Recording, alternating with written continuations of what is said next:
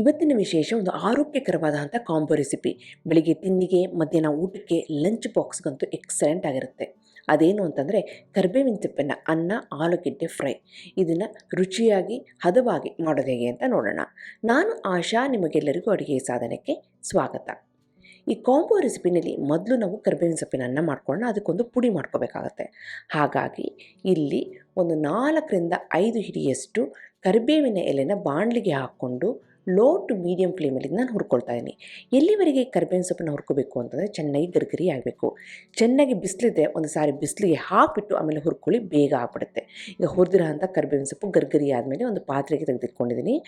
ಅದಾದಮೇಲೆ ನಾನಿಲ್ಲಿ ಏನು ಮಾಡ್ತಾಯಿದ್ದೀನಿ ಅಂದರೆ ಒಂದು 3ರಿಂದ 4 ಟೇಬಲ್ ಸ್ಪೂನಷ್ಟು ಉದ್ದಿನ ಬೇಳೆ ಅಥವಾ ಉದ್ದಿನ ಕಾಳು ಇದನ್ನು ಹಾಕ್ಕೊಂಡು ಅದನ್ನು ಸಹ ನಾವು ಹುರ್ಕೊಳ್ತಾ ಇದ್ದೀವಿ. ಇವಾಗ ನೋಡಿ, ಇದು ಸ್ವಲ್ಪ ಘಮಘಮ ಅಂತ ಸುವಾಸನೆ ಬರ್ತಾ ಇದೆ ಅನ್ನೋ ಸ್ಟೇಜ್ನಲ್ಲಿ ಎಷ್ಟು ಉದ್ದಿನಬೇಳೆ ಅಥವಾ ಕಾಳು ತೊಗೊಂಡಿದ್ರೋ ಅಷ್ಟೇ ಹುರಿಗಡಲೆನ ತೊಗೊಂಡು ಅದನ್ನು ಸಹ ಸ್ವಲ್ಪ ಬಿಸಿ ಮಾಡ್ಕೊಳ್ತಾ ಇದ್ದೀನಿ. ಈಗ ಅವೆರಡನ್ನೂ ಸಹ ಕರಿಬೇವಿನ ಸೊಪ್ಪಿನ ಜೊತೆಗೆ ಹಾಕ್ಕೊಂಡಿದ್ದೀನಿ. ಇದನ್ನ ಪುಡಿ ಮಾಡ್ಕೋಬೇಕಾಗುತ್ತೆ.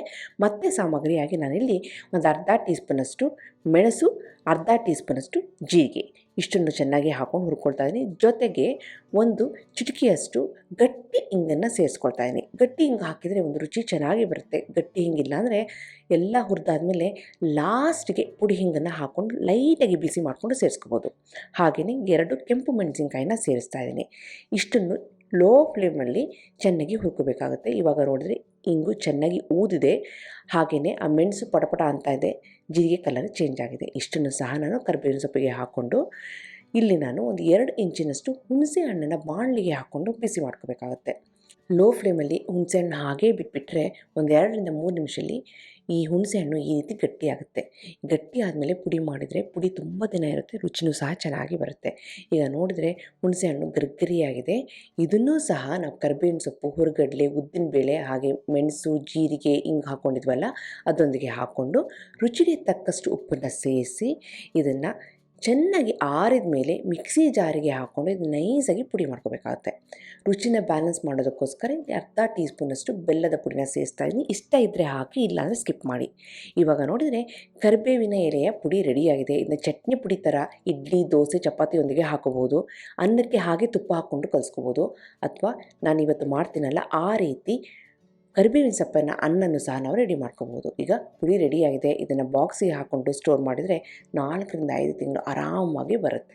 ನೆಕ್ಸ್ಟು ಈ ಕರಿಬೇವಿನ ಸೊಪ್ಪಿನ ಅನ್ನಕ್ಕೆ ಒಂದು ಒಗ್ಗರಣೆ ರೆಡಿ ಮಾಡ್ಕೋಬೇಕಾಗುತ್ತೆ. ಒಗ್ಗರಣೆಗೆ ಇಲ್ಲಿ 1 ಟೇಬಲ್ ಸ್ಪೂನಷ್ಟು ಎಣ್ಣೆನ ಒಂದು ಪಾತ್ರೆಗೆ ಬಾಣಲಿಗೆ ಹಾಕ್ಕೊಂಡು ಆ ಎಣ್ಣೆ ಬಿಸಿ ಆದಮೇಲೆ ಮಾಮೂಲಿ ಒಗ್ಗರಣೆಗೆ ಹಾಕ್ತೀವಲ್ಲ ಸಾಮಗ್ರಿ, ಸಾಸಿವೆ, ಜೀರಿಗೆ, 1 ಟೀ ಸ್ಪೂನಷ್ಟು ಉದ್ದಿನಬೇಳೆ, ಕಡಲೆಬೇಳೆ ಹಾಗೆ 1 ಟೀ ಸ್ಪೂನಷ್ಟು ಕಡಲೆಕಾಯಿ ಬೀಜ ಅಥವಾ ನೀವು ಗೋಡಂಬಿನೂ ಸಹ ಸೇರಿಸ್ಬೋದು. ಇದನ್ನೆಲ್ಲ ಹಾಕ್ಕೊಂಡು ಹುರ್ಕೊಂಡು ಜೊತೆಗೆ ಕರಿಬೇವಿನ ಎಲೆ, ಕೆಂಪು ಮೆಣಸಿನಕಾಯಿನ ಹಾಕ್ಕೊಂಡು ಹುರ್ಕೊಳ್ತಾ ಇದ್ದೀನಿ. ಅವೆಲ್ಲ ಚೆನ್ನಾಗಿ ಕಲರ್ ಚೇಂಜ್ ಆದಮೇಲೆ ಇಲ್ಲಿ 1 ಈರುಳ್ಳಿನ ತೆಳ್ಳಗೆ ಉದ್ದಕ್ಕೆ ಕಟ್ ಮಾಡಿಕೊಂಡು ಅದನ್ನು ಸಹ ಇಲ್ಲಿ ಬಾಡಿಸ್ಕೊಳ್ತಾ ಇದ್ದೀನಿ. ಈರುಳ್ಳಿ ಸ್ವಲ್ಪ ಬೇಗ ಸಾಫ್ಟ್ ಆಗಲಿ ಅಂತ ಇಲ್ಲಿ ಸ್ವಲ್ಪ ಉಪ್ಪಿನ ಪುಡಿನ ಸೇರಿಸ್ತಾ ಇದ್ದೀನಿ. ಈಗ ಉಪ್ಪಿನ ಪುಡಿ ಹಾಕೋದ್ರಿಂದ ಈರುಳ್ಳಿನಲ್ಲೂ ಸಹ ಉಪ್ಪು ಚೆನ್ನಾಗಿ ಹಿಡಿಯುತ್ತೆ. ಅವೆಲ್ಲ ಚೆನ್ನಾಗಿ ಬಾಡಿದೆ ಅಂದಾಗ ಮೊದಲೇ ನಾನು ಬೇಯಿಸ್ಕೊಂಡಂಥ ಅನ್ನನ ಇಲ್ಲಿ ಸೇರಿಸ್ತಾ ಇದ್ದೀನಿ. ಒಂದು ಬೌಲ್ನಷ್ಟು ಅನ್ನ ಸೇರಿಸಿ ಅದ್ರ ಮೇಲೆ 1ರಿಂದ 2 ಟೀ ಸ್ಪೂನಷ್ಟು ನಾವು ಮಾಡ್ಕೊಂಡಿದ್ದಂತಹ ಕರಿಬೇವಿನ ಎಲೆಯ ಪುಡಿನ ಸೇರಿಸಿ ರುಚಿಗೆ ತಕ್ಕಷ್ಟು ಉಪ್ಪನ್ನು ಹಾಕಿ ಇದನ್ನು ನಾವು ಚೆನ್ನಾಗಿ ಮಿಕ್ಸ್ ಮಾಡಬೇಕಾಗತ್ತೆ. ಡೈರೆಕ್ಟಾಗಿ ಅನ್ನಕ್ಕೆ ಹಾಕ್ಕೊಂಡು ತುಪ್ಪ ಹಾಕ್ಕೊಂಡು ಈ ಪುಡಿನ ಹಾಕ್ಕೊಂಡು ಸಹ ಕಲಿಸ್ಕೋಬೋದು. ಲಂಚ್ ಬಾಕ್ಸ್ಗೆ ಪ್ಯಾಕ್ ಮಾಡ್ತೀವಿ ಅಂದರೆ ಈ ರೀತಿ ಒಗ್ಗರಣೆ ಹಾಕ್ಕೊಂಡು ನಾವು ಅನ್ನ ಪುಡಿ ಎಲ್ಲ ಸೇರಿಸಿ ಮಾಡಿದ್ರೆ ರುಚಿ ಚೆನ್ನಾಗಿ ಬರುತ್ತೆ. ಹಾಗೆಯೇ ಲಾಸ್ಟಿಗೆ 1ರಿಂದ 2 ಟೀ ಸ್ಪೂನಷ್ಟು ತುಪ್ಪನ ಹಾಕಿ ಅದನ್ನು ಸಹ ಚೆನ್ನಾಗಿ ಮಿಕ್ಸ್ ಮಾಡ್ತಾಯಿದ್ದೀನಿ. ಈ ಪುಡಿನ ನಾವು ರೆಡಿ ಮಾಡಿ ಇಟ್ಕೊಬಿಟ್ರೆ ಯಾವಾಗ ನಾವು ಬಾಕ್ಸಿಗೆ ರೆಡಿ ಮಾಡಬೇಕು ಅಥವಾ ಮಧ್ಯಾಹ್ನಕ್ಕೆ ಊಟಕ್ಕೆ ಬೇಕು ಅಂತಂದರೆ ಈ ರೀತಿ ಒಗ್ಗರಣೆ ರೆಡಿ ಮಾಡಿಕೊಂಡು ಅನ್ನ ಹಾಕಿ ಈ ಪುಡಿ ಹಾಕ್ಕೊಂಡು ಮಿಕ್ಸ್ ಮಾಡ್ಕೊಂಡಂತೂ ಅದ್ಭುತವಾಗಿರುತ್ತೆ. ತುಂಬಾ ಸಿಂಪಲ್ಲಾಗಿ ಆರೋಗ್ಯಕರವಾಗಿ ಲಂಚ್ ಬಾಕ್ಸ್ಗೆ ದಿಢೀರಾಗಿ ಏನಾದರೂ ಮಾಡಬೇಕು ಅಂತಂದರೆ ಈ ರೆಸಿಪಿ ಖಂಡಿತವಾಗ್ಲೂ ಟ್ರೈ ಮಾಡಿ, ಎಕ್ಸಲೆಂಟಾಗಿ ಬರುತ್ತೆ.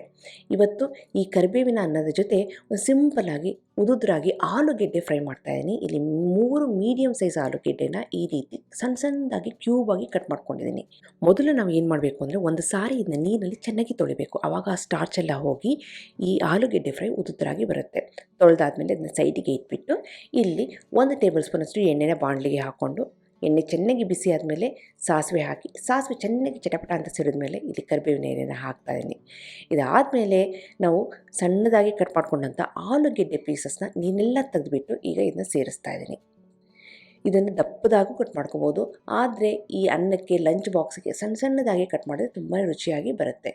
ಇವಾಗ ಇದನ್ನು ಮೀಡಿಯಮ್ ಫ್ಲೇಮಲ್ಲಿ ಇಟ್ಕೊಂಡು ಚೆನ್ನಾಗಿ ಹುರಿತಾ ಇದ್ದೀನಿ. ಎಲ್ಲಿವರೆಗೆ ಹುರಿಬೇಕು ಅಂತಂದರೆ ಈ ಆಲೂಗೆಡ್ಡೆ ಚೆನ್ನಾಗಿ ಕಲರ್ ಚೇಂಜ್ ಆಗಬೇಕು, ಹಾಗೆಯೇ ಬೆಂದುಬಿಟ್ಟು ಸಾಫ್ಟ್ ಆಗಬೇಕು, ಅಲ್ಲಿವರೆಗೆ ನಾವು ಇದನ್ನ ಹುರ್ಕೋಬೇಕಾಗುತ್ತೆ.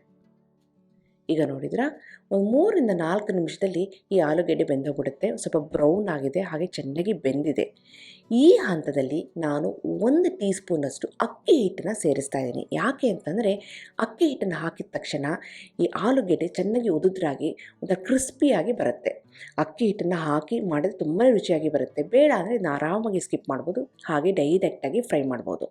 ಸ್ವಲ್ಪ ಹೊತ್ತು ಅಕ್ಕಿ ಹಿಟ್ಟನ್ನೆಲ್ಲ ಹುರಿದಾದ್ಮೇಲೆ ಇದಕ್ಕೆ ರುಚಿಗೆ ತಕ್ಕಷ್ಟು ಉಪ್ಪು, 1 ಟೀ ಸ್ಪೂನಷ್ಟು ಖಾರದ ಪುಡಿ, ಒಂದೇ 1 ಚಿಟಿಕೆಯಷ್ಟು ಅರಿಶಿನ ಪುಡಿ, ಹಾಗೆ 1/4 ಟೀ ಸ್ಪೂನಷ್ಟು ಇಂಗಿನ ಪುಡಿ, ಇಷ್ಟೇ ಸಾಮಾನು ಸಾಕು. ಇಷ್ಟನ್ನು ಹಾಕಿಬಿಟ್ಟು ಲೋ ಫ್ಲೇಮಲ್ಲಿ ಇಟ್ಕೊಂಡು ಇದನ್ನ ಚೆನ್ನಾಗಿ ಮಿಕ್ಸ್ ಮಾಡಬೇಕು. ಈ ಪುಡಿಗಳನ್ನ ಹಾಕಿದ ಮೇಲೆ ಜಾಸ್ತಿ ಹುರಿಯೋಕ್ಕೆ ಹೋಗಬಾರ್ದು. ಯಾಕೆ ಅಂತಂದರೆ ಖಾರದ ಪುಡಿ ಸೀದ್ಬಿಟ್ಟು ಕಪ್ಪಾಗಿ ಬರುತ್ತೆ. ಹಾಗಾಗಿ ಎಲ್ಲ ಲೈಟಾಗಿ ಮಿಕ್ಸ್ ಆಗಿದೆ, ಎಲ್ಲ ಚೆನ್ನಾಗಿ ಈವನ್ ಆಗಿ ಕಲರ್ ಬಂದಿದೆ ಅಂದ ತಕ್ಷಣ ಫ್ಲೇಮನ್ನು ಆಫ್ ಮಾಡಿದರೆ ರುಚಿಯಾದಂತಹ ಆಲೂಗೆಡ್ಡೆ ಫ್ರೈ ರೆಡಿ. ಇವತ್ತಿನ ಈ ಕಾಂಬೋ ರೆಸಿಪಿ ಕರಿಬೇವಿನ ಸೊಪ್ಪಿನ ಅನ್ನ ಆಲೂಗೆಡ್ಡೆ ಫ್ರೈ ತುಂಬಾ ಆರೋಗ್ಯಕರ, ಸಿಂಪಲ್ಲಾಗಿ ಮಾಡುವಂಥ ರೆಸಿಪಿ. ಖಂಡಿತವಾಗ್ಲೂ ನೀವು ಮಾಡಿ ಹೇಗೆ ಬಂತು ಅಂತ ನಾನು ಕಮೆಂಟ್ ಸೆಕ್ಷನಲ್ಲಿ ದಯವಿಟ್ಟು ತಿಳಿಸಿ. ಹಾಗೆಯೇ ನೀವೇನು ಅಡುಗೆ ಸಾಧನಕ್ಕೆ ಸಬ್ಸ್ಕ್ರೈಬ್ ಆಗಿಲ್ಲ ಅಂದರೆ ತಡ ಯಾಕೆ, ಈಗಲೇ ಸಬ್ಸ್ಕ್ರೈಬ್ ಆಗಿ ಪಕ್ಕದಲ್ಲಿರುವ ಬೆಲ್ ಬಟನ್ ಕೂಡ ಟಚ್ ಮಾಡಿ. ನಿಮಗೆ ವಿಡಿಯೋ ಇಷ್ಟ ಆಯಿತು ಅಂದರೆ ಲೈಕ್ ಬಟನ್ನ ಕ್ಲಿಕ್ ಮಾಡಿ, ಫ್ರೆಂಡ್ಸ್ ಆ್ಯಂಡ್ ಫ್ಯಾಮಿಲಿ ಜೊತೆ ಶೇರ್ ಮಾಡಿ, ವಾಟ್ಸಪ್ಪಲ್ಲಿ ಶೇರ್ ಮಾಡಿ. ಮತ್ತೊಂದು ಇಂಟ್ರೆಸ್ಟಿಂಗ್ ರೆಸಿಪಿಯೊಂದಿಗೆ ಭೇಟಿ ಆಗ್ತೀನಿ. ಅಲ್ಲಿವರೆಗೆ thank you, bye bye, see you.